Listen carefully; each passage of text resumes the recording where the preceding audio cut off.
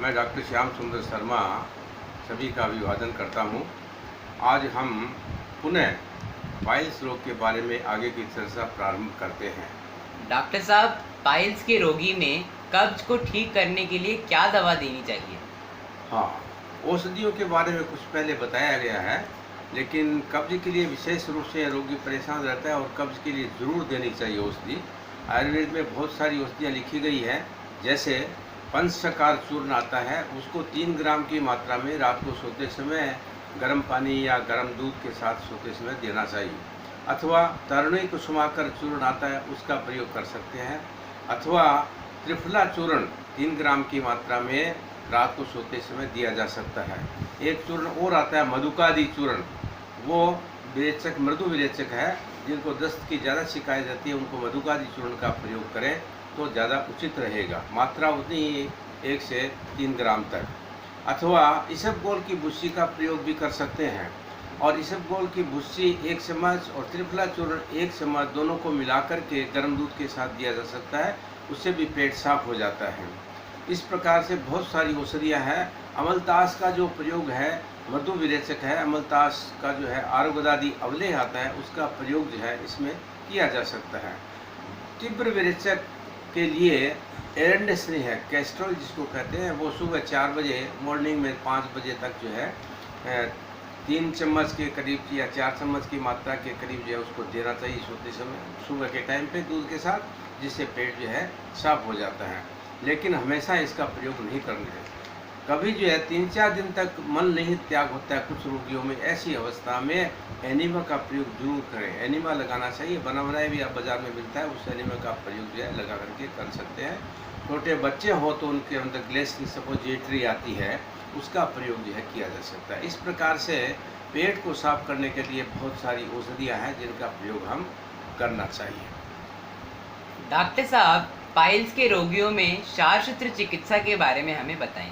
हाँ, पहले मैंने बताया था कि सुश्रुत ने भेषजम क्षार शस्त्राग्नि, भेषज क्षार शस्त्र ये और अग्निकर्म, ये 4 चिकित्सा विधि लिखी है। भेषज के बारे में बताया है, और क्षार सूत्र चिकित्सा के बारे में आपको पुनः बतला रहा हूँ। क्षार सूत्र चिकित्सा जो है बड़ी उत्तम चिकित्सा है। आजकल पूरे हिंदुस्तान क्या सारे विदेशों में भी इसका प्रयोग जो है किया जा रहा है। 1972 में मैंने post graduation DAYM degree Banaras Hindu विश्वविद्यालय काशी से की थी, डॉक्टर देश पांडे के अंडर में। उस समय उन्होंने क्षार सूत्र चिकित्सा का विकास किया था। इसका प्रयोग भगंदर रोग में उन्होंने विशेष रूप से किया था। डॉक्टर KR शर्मा वहाँ पे थे लेक्चरर, उन्होंने विशेष रूप से इस कार्य को संपन्न कराया था। तो इस प्रकार से ये क्षार सूत्र चिकित्सा विदेशों में भी कारगर सिद्ध। मैं भी WHO फेलोशिप में बाहर गया था, तो वहाँ पे जापान में भी लोग जो है डॉक्टर T नामाज इसका प्रयोग कर रहे थे। क्षार सूत्र चिकित्सा का 500 केसेज में उन्होंने मुझे दिखाया कि देखिए बड़े अच्छे रिजल्ट हमारे पास निकले, हम कर रहे हैं क्षार सूत्र चिकित्सा का उपयोग बगंदर रोग में।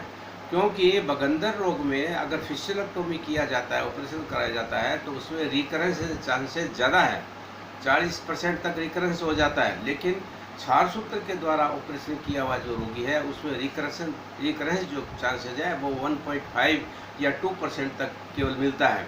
वो भी पहले से ऑपरेशन किए हुए रोगियों में मिलता है, नए रोगियों में वो भी नहीं मिलता। इस प्रकार से क्षार सूत्र चिकित्सा का प्रयोग बहुत अच्छा है, तो रोगियों में करवाना चाहिए। हम लोग भी यहाँ राजस्थान में हमने प्रारंभ किया था क्षार सूत्र चिकित्सा का प्रयोग पाइल्स रोग में। वहाँ पे भगंदर रोग में हुआ था, लेकिन राजस्थान में 72 में जब आया वह लेक्चरर बन के, तो उस अवस्था में क्षार सूत्र या शल्य चिकित्सा का 0 रेशियो था। यहाँ पे कोई क्षार सूत्र चिकित्सा करता नहीं था।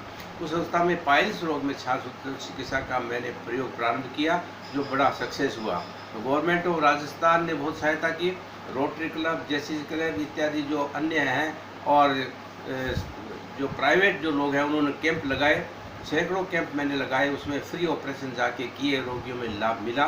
इस प्रकार क्षार सूत्र चिकित्सा का विकास हुआ, और Ayurvedic surgical mobile unit 100 bed की मुख्यमंत्री के द्वारा बनाई गई 1981 में दिसंबर में भीलवाड़ा कैंप के अंतर्गत। उसमें डॉक्टर देश पांडे साहब भी वहाँ पे पधारे थे। इस प्रकार से क्षार सूत्र चिकित्सा का प्रयोग बड़ा सिद्ध रहा, लाभप्रद रहा, जिसका हमने नेशनल इंस्टीट्यूट ऑफ आयुर्वेद में क्षार सूत्र पे बहुत सारी थीसिसों का, एमडी का, पीएचडी का कार्य करवाया है, विभिन्न प्रकार के क्षार सूत्रों का निर्माण करके।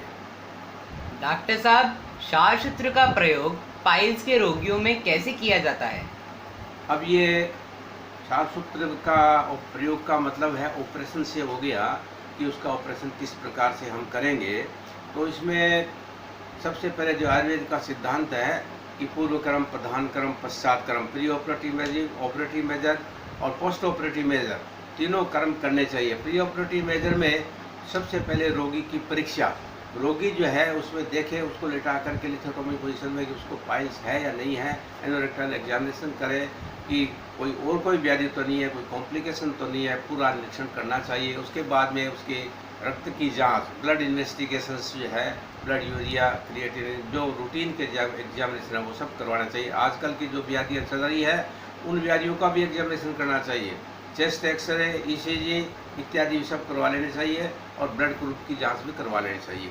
इस प्रकार जांचें वगैरह होने के बाद में रोगी को जो ऑपरेशन थिएटर में ले जाया जाता है और लगाने से पहले एनीमा भी लगा देते हैं रोगी को। एनीमा लगाने से मल साफ हो जाता है तो रोगी में शल्य क्रम करने में आसानी रहती है।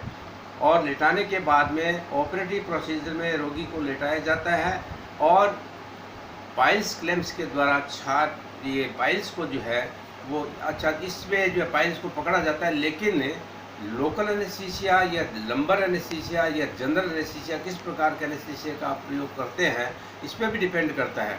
लोकल एनेस्थीसिया यदि लगाना हो तो लिग्नोकेन या जाइलोकेन इंजेक्शन 1% जो है अराउंड द एनस और पाइल्स मास के नीचे लगाना चाहिए। 6 o'clock पोजिशन में और 12 o'clock पोजिशन में ये लिग्नोकेन इंजेक्शन को इंट्रोड्यूस करें और उसके बाद में शून्यता होने के बाद उसका प्रयोग कर सकते हैं, अथवा लंबर स्पाइनल एनेस्थीसिया एनेस्थेटिक्स देवे अथवा जनरल एनेस्थीसिया ऑपरेशन थिएटर में करें।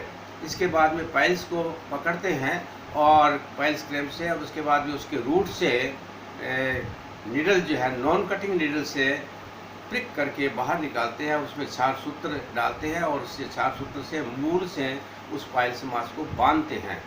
ऊपर से बांधते हैं, नीचे से बांधते हैं, फिर चारों तरफ से बांधते हैं और बचा हुआ जो थ्रेड है उसको काट देते हैं। इस प्रकार से 3 o'clock, 7 o'clock, 11 o'clock तीनों पाइल्स का प्रयोग जो है ऑपरेशन हम करते हैं।